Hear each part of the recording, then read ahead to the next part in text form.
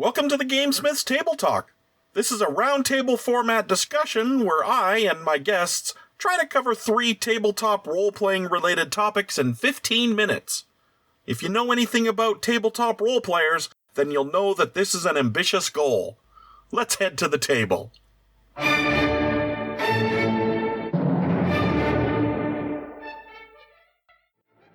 Welcome back to our Table Talk podcast. I'm your host, Clayton the GameSmith, and joining me are... I'm Franklin. I'm Cheryl. I'm Clark. Let's head to the table.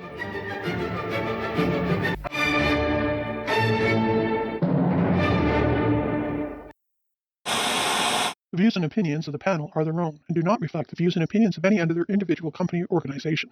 This podcast has been known to be opinionated. You have been warned. Welcome back to our next attempt to get through 3 topics in 15 minutes.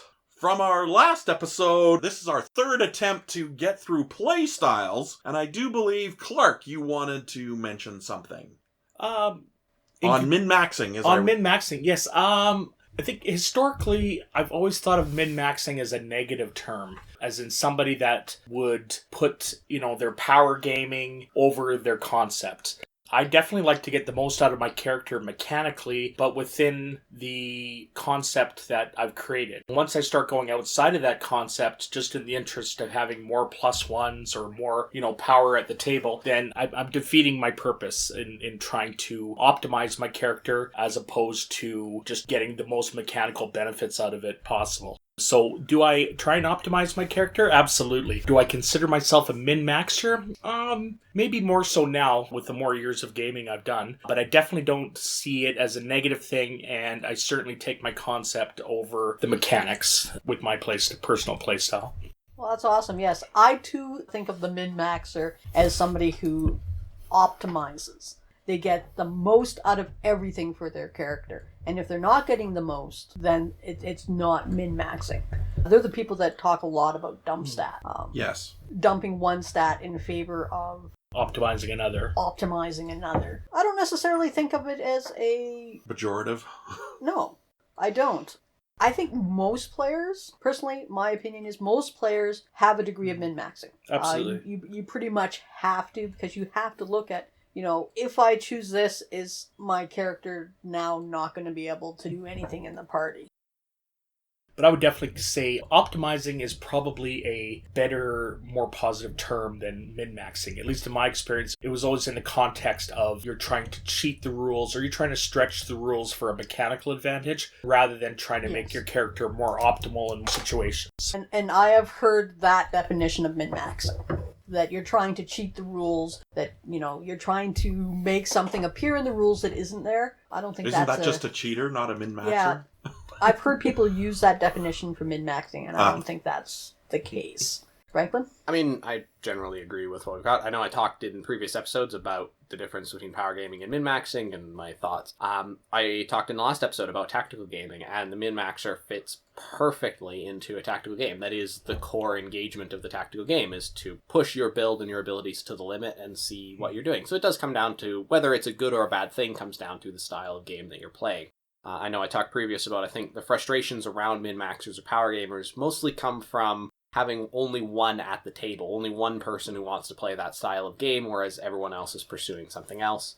And I know I've talked previous as well about my method of creating characters, where I kind of move in steps, where I'll adjust my concept to optimize slightly, or I'll adjust my optimization slightly to fit the concept. I don't focus entirely on one or the other, but everyone is going to have their own personal style. I do know people who are entirely min-maxers, and I know people who are entirely concept builders, and the challenge of being entirely a concept builder is that you do run the risk of having a very weak character at a table, and that can be very frustrating, depending on the kind of player that you are.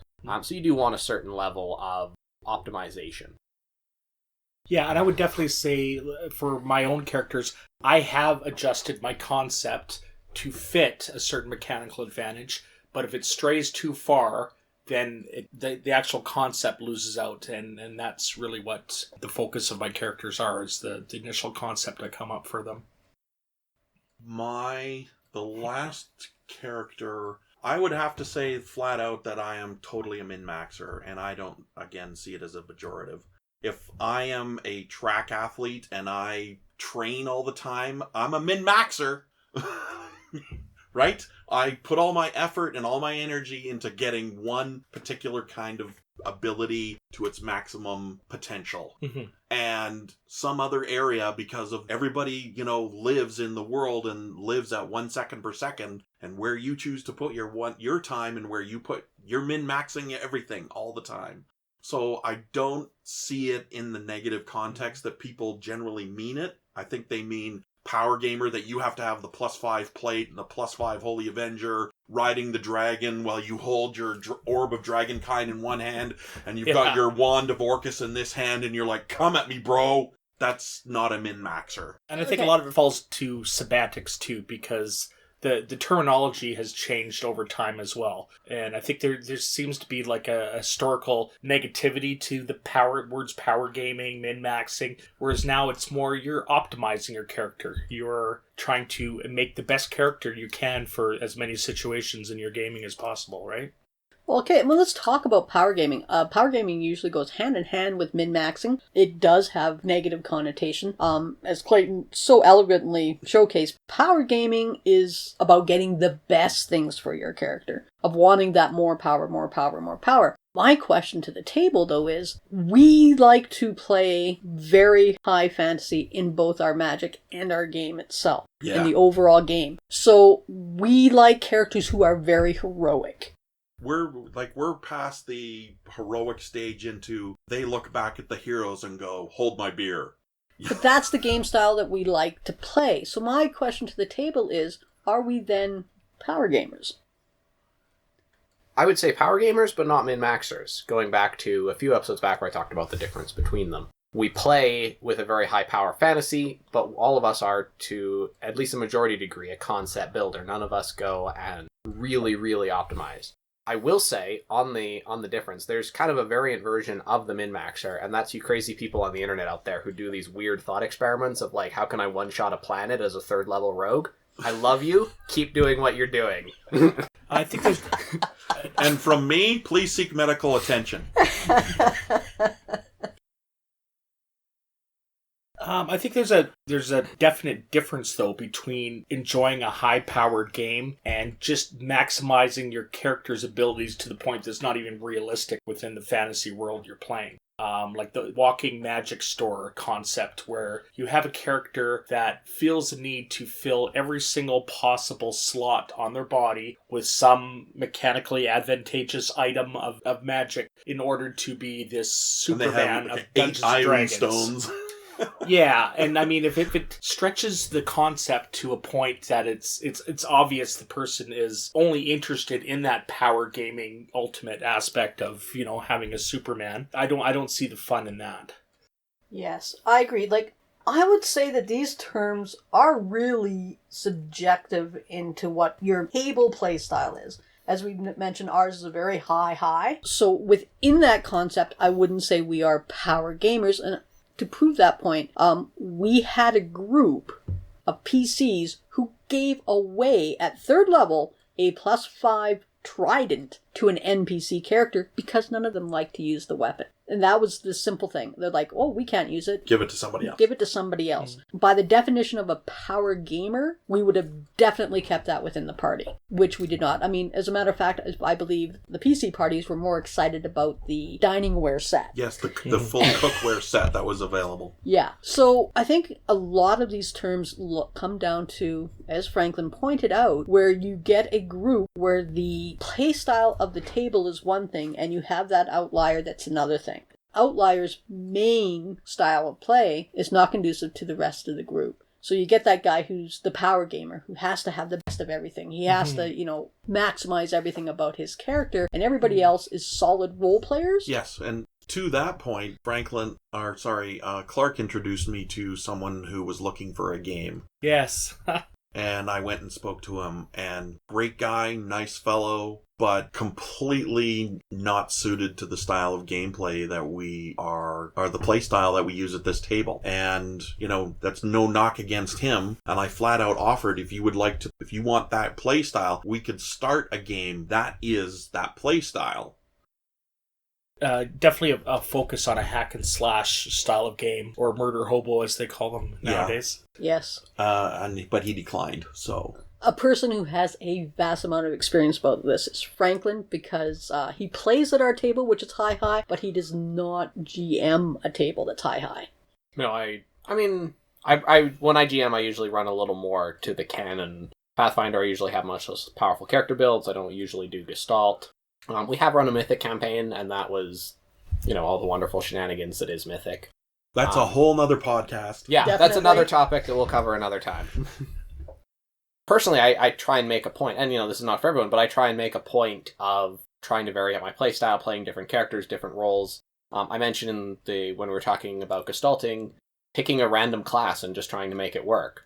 I personally love that kind of thing, and if someone looking for a game or someone setting up a game came to me and said, hey, we're going to do something outside the box, it's not what I've done, we're going to do zero magic, we're going to do, very restricted treasure.